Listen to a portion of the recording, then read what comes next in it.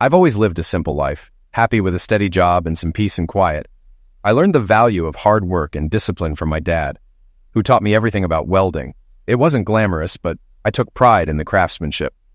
I never needed much, just a job and someone to share my life with. That someone was Lucy, my high school sweetheart, who I thought would be my partner forever. But life has a way of surprising you. Our relationship started with big dreams, full of optimism, but reality hit hard. I worked long hours, often out of town, while Lucy went to college on the money I earned. I thought things were good, but little cracks started to show, and soon our marriage was falling apart. One night, driving down the highway with the radio on, I couldn't escape the memories of Lucy and everything that went wrong. I switched to a talk show about UFOs, anything to distract me. The truth was, I didn't just leave her, I ran, trying to escape the betrayal. Let me back up. I'm Stan Shipman. I was married to Lucy for 5 years. We were high school sweethearts and rushed into marriage thinking love would be enough. I was wrong. Money was never a problem. I've been a welder since I was a kid, taught by my dad. After high school, I breezed through welding school and started working right away. I even did underwater welding and made good money, enough to put Lucy through college. Now she's a paralegal at a big law firm downtown. So why am I running? Why am I on the freeway in the middle of the night? It all comes down to the woman I married and her bad influence of a friend. Lucy used to be sweet, but things changed. I loved her, and I didn't hesitate to pay for her college, despite her parents thinking I'd go broke. They underestimated me. She graduated debt-free, thanks to me. Things went downhill after she started working at McMaster in Fredericks. At first it was fine, but then her coworkers started influencing her. She'd go out with them once a week, which didn't bother me at first, but soon it became twice a week, including Fridays, our date night. When I brought it up, she brushed it off, saying we could go out on Saturdays and that she deserved time with her friends. Then, her nights out stretched later and later, and her calls went straight to voicemail. I finally confronted her one Saturday morning. I asked what was going on with her late-night outings and if she was seeing someone else. She denied it, saying they just went for a bite to eat after drinks. I told her it needed to stop, and she agreed, promising to quit going out on Fridays. For a few weeks, things seemed to improve, but soon enough, she was back to her old habits. Suspicious, I installed a phone finder app on her phone to track her location. One Friday, I followed her to a bar. Inside, I found her sitting with a group, including one guy she was way too friendly with. She wasn't wearing her wedding ring, and when I confronted her, she claimed she took it off so she wouldn't lose it. One of the guys, Jake, stood up and introduced himself, smirking as he mentioned he worked with Lucy. The group chuckled, except Lucy. Jake squeezed my hand, trying to intimidate me, but he couldn't. I squeezed back, crushing his soft hand until I saw him wince and let go. "I was just going to ask your wife to dance if that's cool," he said, rubbing his hand. I looked at Lucy. "Is that true?" I asked, and she nodded slowly. Thinking this might reveal more, I nodded back. "Go ahead, but remember, she's my wife, and I'll be watching."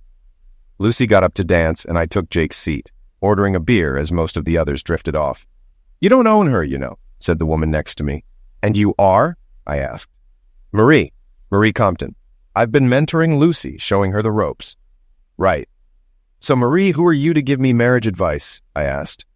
"I'm her friend, and like I said, I'm mentoring her. The partners like her, and she's got potential." I didn't like her tone and wondered what she was feeding Lucy. "Well, I'm her husband.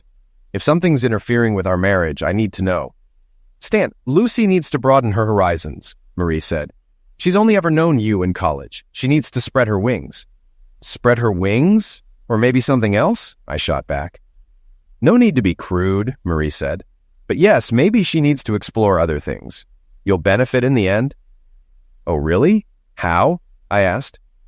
"She might learn a few things to bring back to you. I'm sure you're seeing someone when you're away on jobs, right?" "No, Marie. I work, get paid, and come home. I love Lucy and would never hurt her." "Maybe you should broaden your horizons too," she smirked. "I take my vows seriously. I trust Lucy does too. I notice you're not wearing a ring. Ever been married?" "Twice," she said. "Let me guess, you cheated on them, didn't you?" I asked. She shrugged. "Yeah, so? I do what I want." "Well, Lucy's taken, and I expect you to respect that." Marie chuckled. "Sure, you keep thinking that," she said. Jake and Lucy returned from the dance floor, and I stood to let Lucy sit between me and Marie, blocking Jake from sitting next to her. He didn't look happy, but I didn't care. "So, Lucy tells me you're a welder. What do welders make these days, $15 an hour?" Jake asked.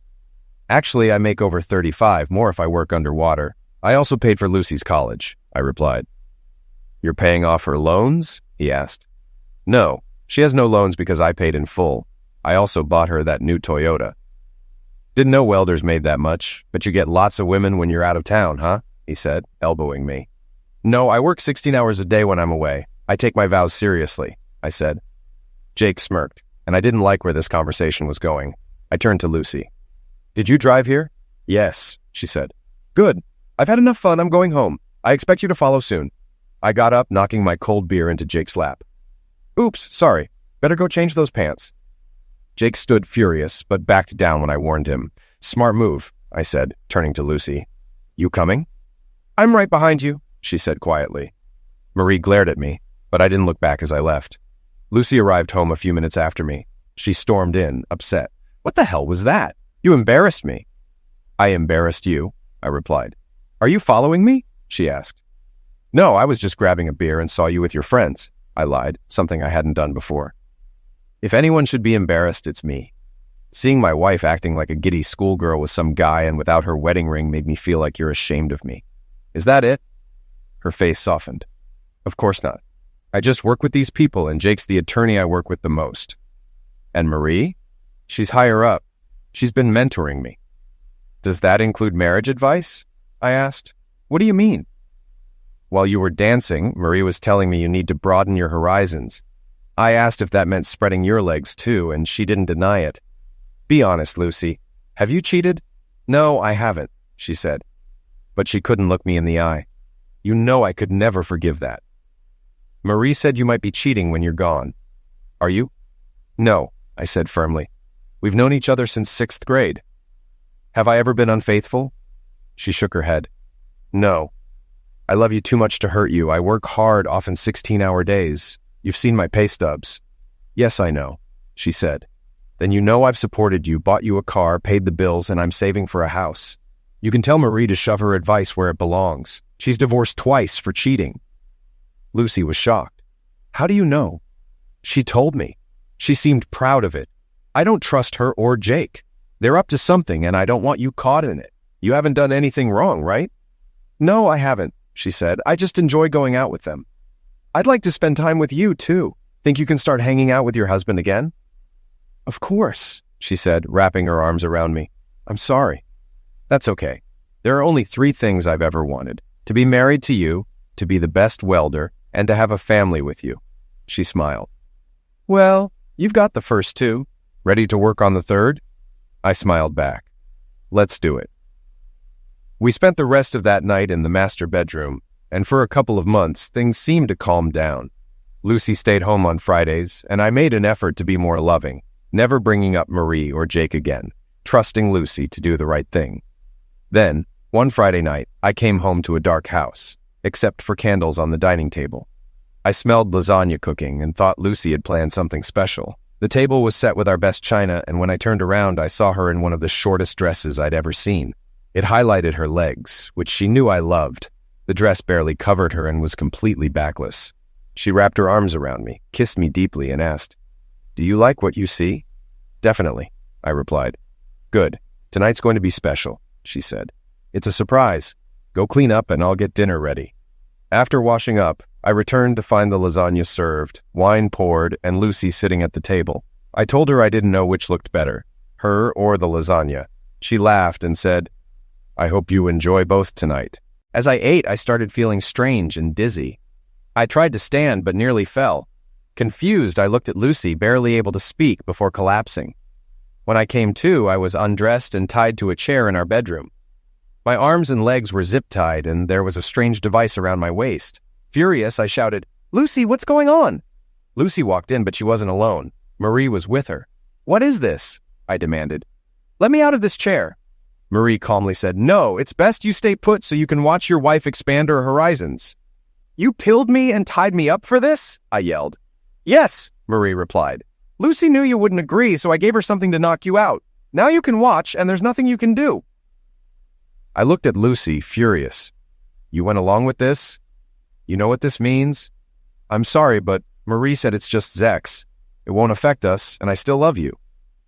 That's not true, and you know it. I told you I wouldn't tolerate cheating. And what's this thing you put on me? It's a cage to remind you who's in charge now, Lucy said. Untie me right now, or we're done, I warned. Marie walked over and gagged me. You'll stay quiet while your wife enjoys herself with someone else. I tried to shake my head to stop her from putting the gag in, but I couldn't. No matter how hard I struggled, I couldn't break free from the chair. Marie stood up and walked to the door, letting Jake and another guy from Lucy's office enter. They looked at me and laughed. Looks like the loser is ready, Jake said. He's not cooperating, Marie replied. Jake punched me hard in the face. Then again, I could taste blood. Lucy screamed, Don't hurt him. You promised. I owe him for ruining my pants. Now he'll watch as I screw his wife. He ripped Lucy's dress off. Lose the underwear, he told her. Lucy hesitated, then took them off and handed them to Jake, who tossed them at me after sniffing them. Lucy got on her knees and started giving Jake a head while looking directly at me. I was shaking with rage, but Jake and Marie just laughed. Your wife is good at this, Jake taunted. After he finished, Lucy moved on to the other man. I couldn't bear to watch. You like watching this, don't you? Marie asked, filming everything. Admit it, she pressed, but I shook my head. When Lucy was done, Jake led her to the bed. Now for the main event, he said, and I closed my eyes as I heard Lucy moaning. Better than your husband? Jake asked, and Lucy responded, Oh yes, so much better. At that moment, all the love I had for her vanished. I had heard about men getting turned on by watching their wives with others, but all I felt was hatred. They went at it for the next hour, with Marie recording everything. When they were done, Jake and the other guy walked over to me. Enjoy the show? They mocked, laughing. Then they pushed Lucy and Marie aside and peed on me, covering my face. I thought I'd be sick as Lucy laughed. Jake leaned down and warned me, Say anything and I'll make your life hell. From now on, your wife is mine. I'll do whatever I want, whenever I want. After they left, Marie walked over. Don't cause any trouble or it'll get worse, she said. Let him loose after I'm gone, she told Lucy, then left.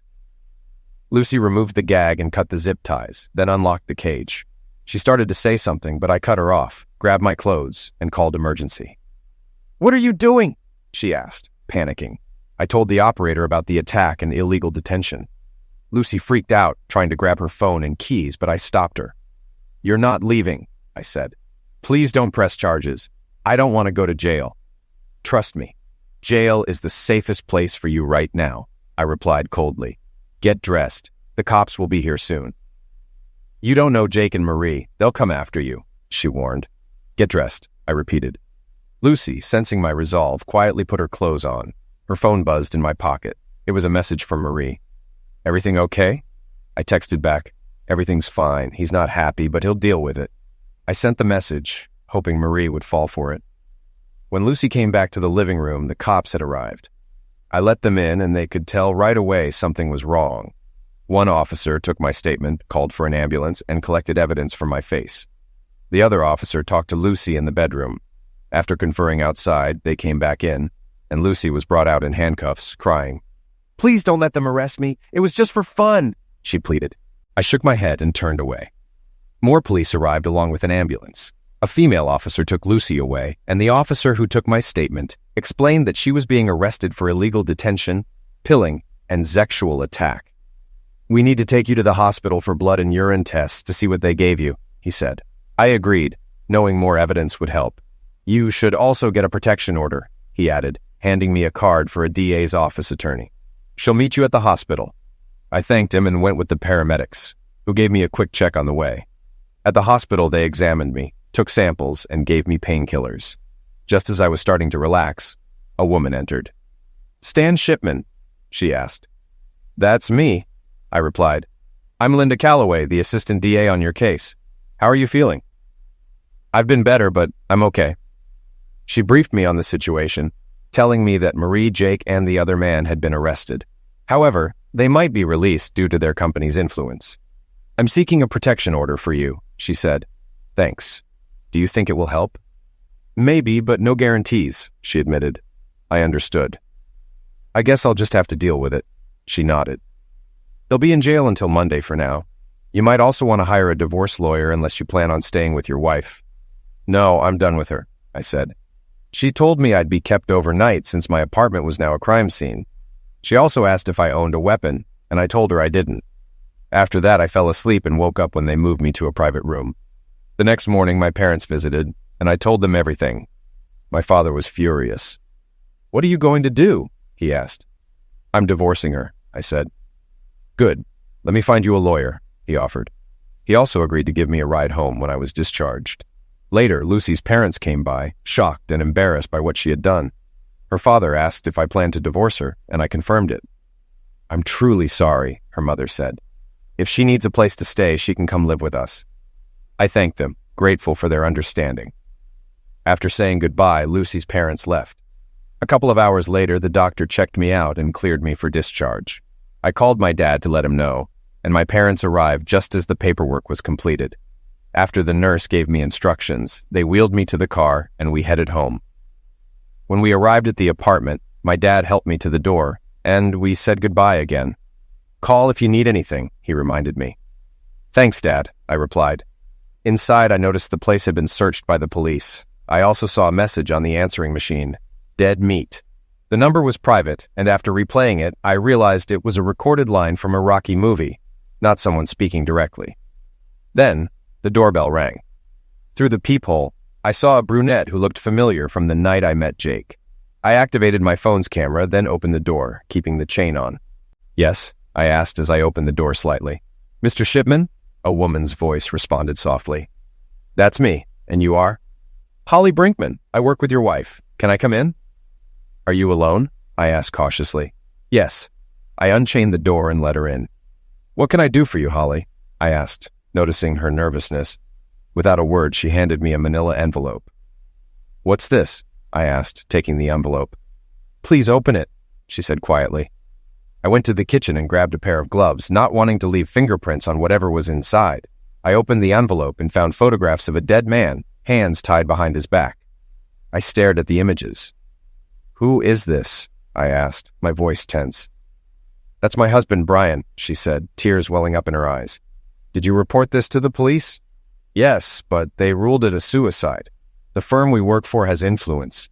They own part of the police force and some judges." "Did Jake have anything to do with this?" I asked, thinking of the implications. "I don't know, but it's possible he ordered it." "So why are you still working there?" I pressed. "I have no choice," she admitted, her voice trembling.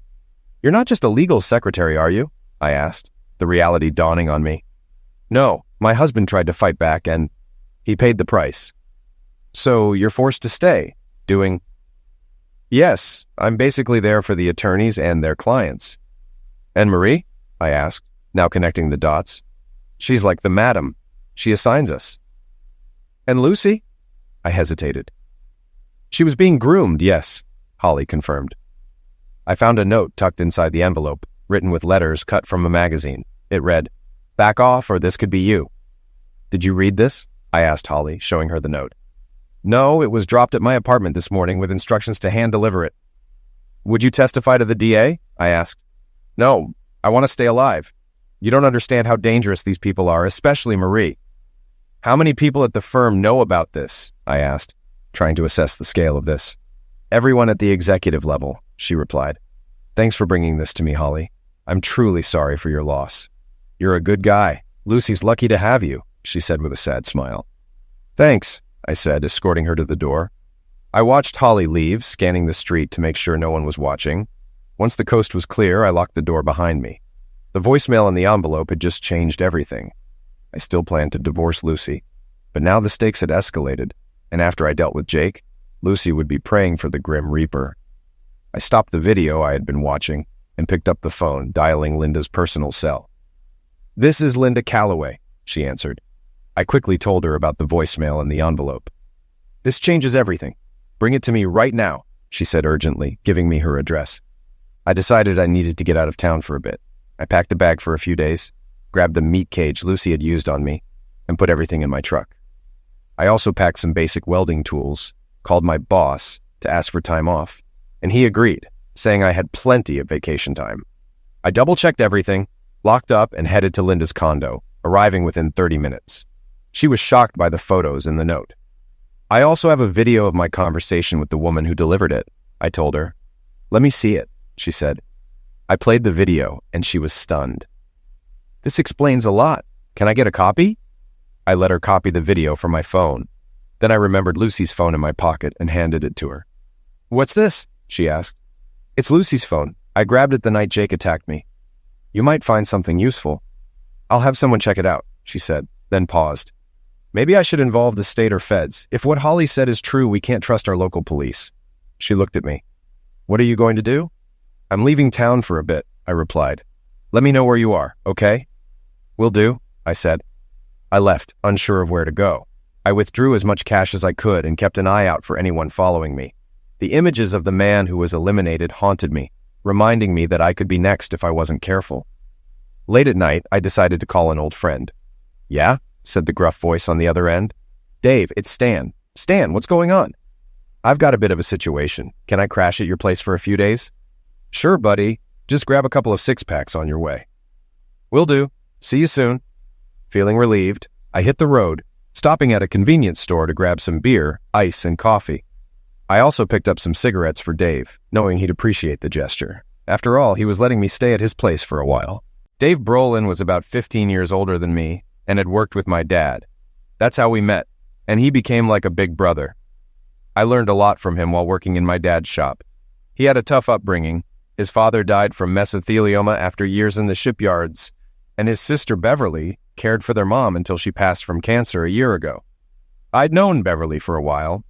She was attractive in a girl-next-door way, but we were more like siblings. I hadn't seen her in a long time and was curious to catch up.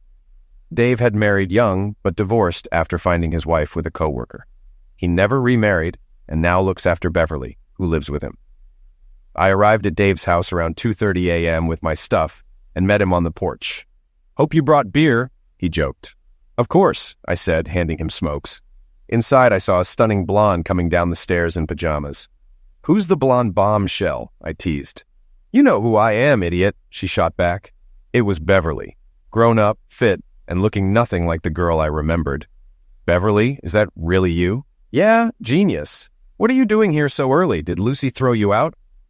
Not exactly, I said, my voice tight. Noticing my bruised face, Beverly's tone softened. I'm sorry, Stan. What happened? That's why I'm here, I replied. Grab a beer and tell us, Dave suggested. I grabbed 3 beers and handed them out, teasing Beverly about her age. She flipped me off and smiled, then told me to spill it. So I told them everything about Lucy, Marie, Jake, and showed the video of my meeting with Holly. They were stunned into silence. Damn, Dave finally said. Do they know where you are? I don't think so. No one followed me. Good. We're up on this hill and we'll see anyone coming. I still have the weapons I got from your dad. You remember how to shoot, right? Yeah, but I haven't touched a weapon since then. No worries. I'll take you out back to practice. Bev's become a decent shot too, he said with a grin, and Beverly flashed a mischievous smile. Does your dad know you're here? Dave asked. No, I didn't tell anyone yet. I need to let the assistant DA know, though. I didn't decide to come here until I was already on the road. I'll call your parents in the morning. Turn off your phone and take out the battery, just in case there's a tracker, Dave suggested. I shut off the phone and removed the battery. Lucy's arraignment is Monday? Beverly asked. Yeah, the DA hopes they'll hold her without bail, but I'm not sure, based on what Holly told me. You can stay here as long as you need, Dave offered. I've got a job in a week, but you're welcome to stick around. Thanks. I'm planning on taking 2 weeks off, so hopefully things will be settled by then. If you need anything, just ask, Dave reassured me. Dave smiled at Beverly and said, I'm sure she'll keep you busy, but you're our guest. Your folks always treated us well, so just relax and enjoy the country air.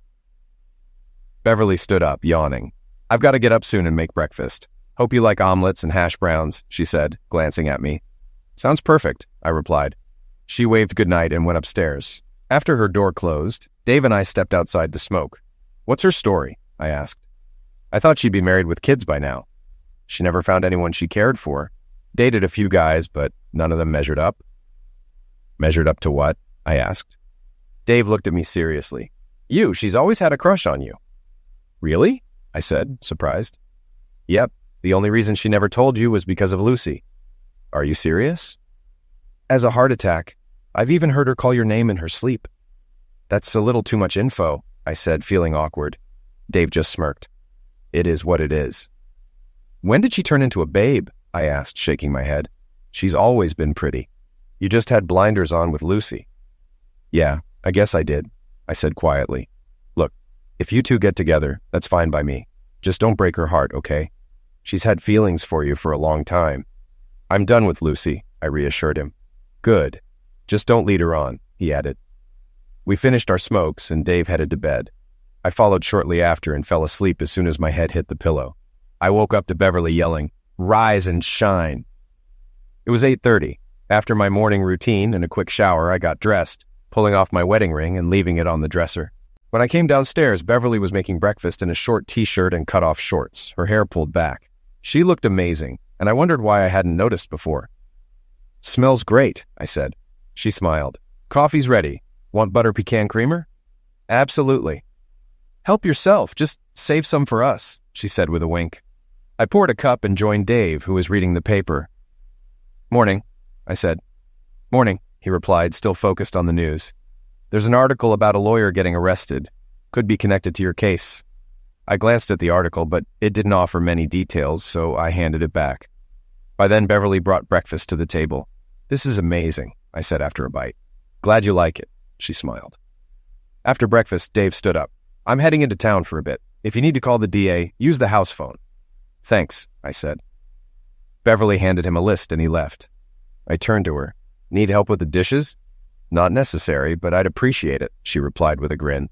I helped Beverly clear the table and she tossed me a towel while she washed the dishes. "I see you're not wearing your ring. Are you really going to divorce her?" she asked. "Yeah, I told her I wouldn't tolerate cheating, and I meant it," I said firmly. "Good," she replied with a slight smile. "Glad to see you still have some backbone." "So, what's your story? How are things with you?" I asked. She shrugged. "Okay, I guess." "Anyone special in your life?" I asked, curious. "There was, but he was taken. Besides, I had to take care of my parents," she said, looking a bit sad. "Yeah, I heard," I said sympathetically. "I worked as a waitress to help out after Dad died, and when Mom got too sick, I stayed home full-time to take care of her," she explained. "I'm sorry." "Don't be, I don't regret it. I just hope someone will be there for me when I'm that age," she said with a soft smile. "So, what happened after your mom passed?" I asked. "Had to sell the house to cover the expenses. Dave let me have what was left, and I've been living here since. He offered to send me to college, but I turned him down," she added. "Why?" I asked, surprised. "I want to make it on my own. I'm working at McDonald's and taking business courses at night," she said proudly. "Good for you." "Dave's still talking about starting his own fabrication business. He wants me to handle the accounting," she said. "Still on about that, huh?" I laughed. "Yeah, he does custom work for folks around here and makes good money. His dream is to work full-time from his shop." "Maybe he'll show me the shop while I'm here," I said. "That would be nice," she replied. We fell quiet, and I found myself really admiring her for the first time. She noticed and raised an eyebrow. "What are you staring at?" she asked. "I think I'm looking at the most beautiful woman I've ever met," I told her. She blushed and looked down. "Stop teasing me." "I'm not. I admire everything you've done. Taking care of your parents, working your way through school. I just wish I'd noticed it sooner." "Well, you were blinded by Lucy," she said, smiling. "Yeah, you're right," I agreed. With the dishes done, Beverly dried her hands and turned to me, her expression firm. "She used you, you know," she said bluntly. I sighed. "I think you're right. I saw through her years ago," she continued, shaking her head. "Why didn't you say anything?" I asked, curious. "You wouldn't have believed me. She had you wrapped around her finger," Bev said with a hint of frustration. "All I wanted was to keep her happy," I said quietly, looking down. "And look where that got you," she said, her voice rising. "She got her degree, a new car, and everything else on your dime. Then, when she didn't need you anymore, she traded you in. I'm glad she's in jail because I'd tear her apart if she were here." "I believe you would," I said with a smile, trying to lighten the mood. Bev crossed her arms and stared at me intently. "I need to know one thing." "What's that?" I asked. "Are you going to fall for her tears and take her back?" I shook my head firmly. "No, that's not happening." "Good," she said, visibly relieved. "Just remember that." Without warning, Beverly pulled off her t-shirt and tossed it aside, revealing herself to me for the first time. She quickly undressed, walked over, wrapped her arms around me, and kissed me passionately. We made love in the kitchen as the morning sun streamed through the window. "I love you, Stan Shipman. I've always loved you. Don't forget that," she whispered afterward, her voice tender. "I love you too, Beverly," I replied, still breathless. "I want to stay like this forever." "That sounds nice," she smiled, "but I doubt my brother would appreciate it." She laughed, and I kissed her deeply again. Then it suddenly hit me. I pulled back, concerned. I just realized I didn't use protection. "Don't worry, I'm on the pill," she reassured me with a smile. "Honestly, I wouldn't mind if you got me pregnant. I'd love to have your kids." "I'll hold you to that," I said, relieved. "We should clean up before Dave gets back," she said, standing up and stretching. "I need to prepare the meat for tonight. Why don't you shower first?" "Okay, I'll be up in a bit. What's the meat for?" I asked. "We barbecue on Sundays, weather permitting. You like venison, right?" She grinned. "Yeah, but it's been years since I had any," I said, smiling back. "Good. I shot it myself with Dave's .50 caliber flintlock and dressed it in the field," she said proudly. "You're quite the woman." "I'm impressed," I laughed. I knew Dave's flintlock had to be at least 49 inches long. "Did you load it yourself?" I asked, intrigued. "Of course. Patched round ball with 100 grains of double F powder. I even molded the bullet," she said with a wink. "Damn! Do you like fishing too?" I asked, genuinely curious. "I love fishing. I bait my own hooks and clean my own fish," she replied, clearly proud of her skills.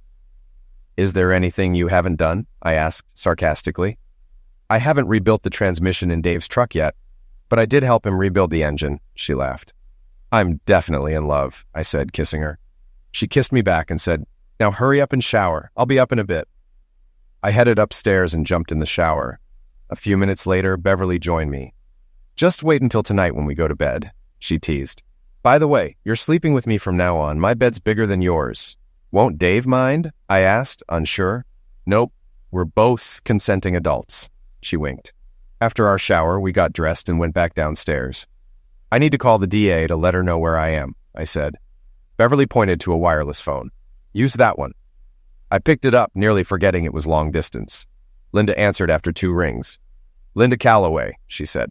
"Linda, this is Stan Shipman. I'm calling to update you on my whereabouts." "Stan, I was worried. You're calling long distance. Where are you?" she asked. "I'm with an old family friend and turned off my cell for safety," I explained. "Got it. I'll keep you updated. The feds are investigating the firm your wife works for. I also contacted a top divorce lawyer in the area for you." "I hope that's okay." "No problem. I appreciate it," I replied. "She's expecting to hear from you tomorrow. If anyone can help, it's her," Linda said. "Thanks, I'll do that," I said, jotting down the information. Linda provided details and promised to update me on the arraignment before we ended the call. By the time I hung up, Dave was back and I helped him carry in the groceries. "I called your parents," he said. "They were worried. I told them you're staying with us." "Thanks, I appreciate that," I replied. That evening, we barbecued the venison and enjoyed dinner outside on the deck. Afterward, we all helped clean up. Dave and I grabbed a beer and stepped out for a smoke while Beverly finished in the kitchen. "So, are you going to be sleeping in her room?" Dave asked, grinning. I felt uncomfortable discussing it, given that Bev was his sister. Yeah, I think so," I replied awkwardly. "Is this going to be permanent?" Dave's tone turned serious. "I think so," I said confidently. "I just need to finalize my divorce." "Do you love her?" Dave asked, looking me in the eye. "Yeah, I do," I answered without hesitation. "Good. It's about time you got your head straight," he said, smiling and slapping my shoulder. "Bev's a big girl. She can make her own decisions. I just don't want to see her get hurt." "I'd never hurt her," I promised. "Glad to hear that. Welcome to the family," Dave said, extending his hand. I shook it, and we shared a manly bear hug. "Just don't keep me up all night, okay?" Dave laughed. I chuckled and nodded. "I'll do my best." That night, after Bev and I made love, I held her close, thinking about our future. I hadn't felt this content in a long time. "What are you thinking?" she asked softly, her head on my chest. "The future," I said. "Oh?" She lifted her head to look at me. "Yeah. What do you want out of life? Where do you see yourself in 5 or 10 years?" I asked. "I'm not one to chase a career," she said thoughtfully. "I just want a loving husband and a family. That's enough for me." "What about your classes?" I asked, curious. "They're more for Dave. He'll need help with his business," she explained. "And what do you want?" "I'm like you," I said. "I just want a faithful wife and a family. I thought I had that with Lucy, but it didn't work out." She smiled. And your job? I love it, I said. But sometimes I'm gone for a couple of weeks. Can you handle that? She laughed. My brother's a welder, remember? I know what to expect. As long as you come home to me, I'm fine. I looked at her, feeling peace I hadn't felt in ages. I wish I'd met you before, Lucy. Me too, she said. But we'll get through this together. We're a team. I'll always be here for you, she added warmly. I love you, I said, kissing her. I love you more, she whispered, holding me tight. That night, I fell asleep feeling truly loved. The next morning, Beverly was up early. After making breakfast, she kissed me before heading to work, reminding me she had class after her shift. I'll be home by 9:30. You guys fend for yourselves, she said, grinning. I love you. I love you too, I replied, touched. After she left, Dave came down and joked, No kiss for me? Beverly laughed, gave him a quick peck, and said, Stay out of trouble, as she walked out. I glanced at the clock. I need to call that divorce lawyer. Dave motioned to the phone, so I dialed. Law Office of Bernice Goodwin, a friendly voice answered. I introduced myself and explained that Bernice was expecting my call. Hold on a moment, she said. Soon another voice came on. Bernice Goodwin, how can I help? This is Stan Shipman. Linda Calloway gave me your number. Ah, yes. I've been expecting your call. Normally I like in-person meetings, but I understand this time is different, she said. That's fine, I replied. We can handle most of it online. Tell me everything, she instructed. I explained the situation, and she listened carefully. What are your expectations? She asked. I want no alimony and my fair share of the assets, I said. We can do that, she replied. Your wife's legal trouble will help your case. Do you own property? No, we rent, I answered. Do you want to pursue action against Marie and Jake? I'd recommend suing for emotional distress, not alienation of affection. It's more effective, she advised. Do what you think is best, I said. I'll get started. Do you have an email? I gave her my information, and she said, I'll send documents, including a contract to sign and a checklist. You'll also need to pay a retainer. Can you do that today? Yes, I agreed. Great. Once everything is ready, I'll have the papers served. Any questions? No questions, I replied. Her assistant took my credit card info for the retainer.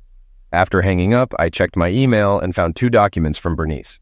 I signed the contract, sent it back with a receipt, and read through the advice on protecting my finances. Using online banking, I opened a new account, transferring half of our savings and checking into it. I paid off and canceled Lucy's card, but kept mine open for the retainer payment. By early afternoon, I had finished everything. Dave took me to his shop where he was working on a trailer for a local farmer. I helped out, finding it relaxing to stay busy. Around 3 o'clock, we got a call. Dave answered and handed me the phone. It's your lawyer, he said. This is Stan, I said. Stan, it's Linda Calloway. Bad news. The judge set minimal bail and let them go, Linda said, sounding tense. How's that possible? I asked, feeling my stomach drop. Probably on their payroll. The protection order's in place, but it's only as good as the paper it's on. Stay put for now. The feds are watching them, but I can't guarantee your safety, she explained. Great. So what now? Stay where you are. I'll handle things from here. Call if you need anything, she said. All right, I replied, feeling uneasy. After hanging up, I told Dave. The judge let them go. Damn, you should call your folks, Dave suggested. I agreed and dialed my parents. My dad answered on the second ring. Dad, it's Stan, I said, trying to stay calm. How are you holding up? He asked, clearly worried. I'm okay, but I wanted to let you know the judge let Lucy and her friends out. Be on guard. They might try to find me, I warned. Don't worry, we won't say anything. You still down at John Harrison's place? He asked. I realized he already knew where I was, and it hit me. Lucy and her friends were likely with him now. I decided to play along. No, I'm about 50 miles south of there in a motel, I lied. Okay, as long as you're safe, my dad said, sounding strained. I'll be leaving here tomorrow, heading east, I added, continuing the ruse. Just let me know where you end up, he replied. Can I talk to Mom? I asked, sensing something was off. She's in the bathroom, he said, his voice shaky. I thought I heard background noise, raising my suspicions. All right, tell her I love her, I said. I will. Love you, son, he said, and we ended the call. I immediately called Linda. I think Lucy and her friends are at my parents' house, I told her, feeling anxious. I'll send federal agents over right now. Stay put, she said firmly. After the call, I told Dave, I think they're at my parents' place looking for me." "Do you think they'll believe your story?" Dave asked. "I hope so, at least for a while. I should probably find somewhere else to hide," I said, pacing. "No, you're staying here. Let me clean up and I'll talk to the sheriff." "Don't move," Dave said, sounding determined. I nodded, but I wasn't sure how much time we had before Lucy and her friends figured out the truth. A couple of hours after Dave left for town, Linda called back, her voice tense. "Stan, you were right. Lucy, Marie, Jake, and some thugs went to your parents' house after the hearing. They tied them up, but your folks didn't reveal your location. We have an APB out for them, and one of their guys is in custody, but he's not talking." "Do you know where they're headed?" I asked, feeling uneasy. "No, but they didn't buy your story," she said grimly. "Here, talk to your dad." My father's voice came through, shaky but relieved. "Stan, they didn't fall for it, but we're okay. I think Lucy and her crew are heading your way." "What makes you think that?" I asked, my heart racing. "I overheard Lucy talking," he said. "You'd better warn Linda." "I will, Dad. Be safe," I replied, and Linda came back on the line. "Where exactly are you?" she asked. I gave her my location and asked if Lucy could find me. "She knows," Linda said. "Stay put. We'll send someone fast." I hung up and headed back to the house, but as I left the shop, I heard Jake's voice. Well, thought you could outsmart us, huh?" he sneered, weapon in hand. Behind him, Marie and Lucy stood by an SUV, smug. Jake waved the weapon at me. "Move!" I had no choice but to get in the SUV. Lucy slid in beside me, smirking. "This won't end well for you," I warned. "No matter," she said coldly. "It'll be too late for you." They drove me to a creek bed, and Jake ordered me out. A thug tied my hands behind my back and forced me to my knees. Jake pulled out a longsword and stood over me. "Make your peace," he said, raising the sword. I closed my eyes and prayed. Suddenly, a rifle shot rang out. Jake dropped dead, a bullet in his forehead. Another shot struck the thug holding me. Marie tried to grab Jake's weapon, but a third shot struck her shoulder. Lucy cowered behind Jake's body. I heard a four-wheeler approach. Beverly arrived, blonde hair flowing and rifle in hand. She cut me loose, then marched over to Lucy, striking her with the back of her rifle. "Don't you ever touch my man again, or I'll blow your head off," Beverly shouted. Lucy, bleeding and trembling, nodded in fear. Beverly then slammed the rifle back into Lucy's kneecap, and Lucy screamed in agony as her bone cracked. We heard sirens in the distance as Beverly calmly reached for a flare weapon from the four-wheeler. She aimed it at the sky and fired, signaling the authorities. As the sirens grew louder, flashing lights appeared on the horizon, heading our way. Beverly approached me, her expression softening as she asked, "Are you okay, sweetie?" "I am now," I replied, still in shock from what had happened. "You saved my life, Bev. I can never repay you." "Trust me," she said with a warm smile. "You've got the rest of your life to make it up to me." Soon the area was filled with police cars. Dave pulled up in his truck and hurried over to check on us. "You okay?" Dave asked, concern on his face. "I am now, thanks to Bev. She saved my life," I said, deeply grateful. The sheriff and his deputies took control of the scene. They called for an ambulance for Marie, who was still screaming in pain, and a coroner for Jake's body. Lucy was handcuffed and taken away, but not before shooting me a hateful look. "She eliminated Jake and Ronnie," Marie cried, tears streaming as paramedics tended to her. The sheriff remained calm.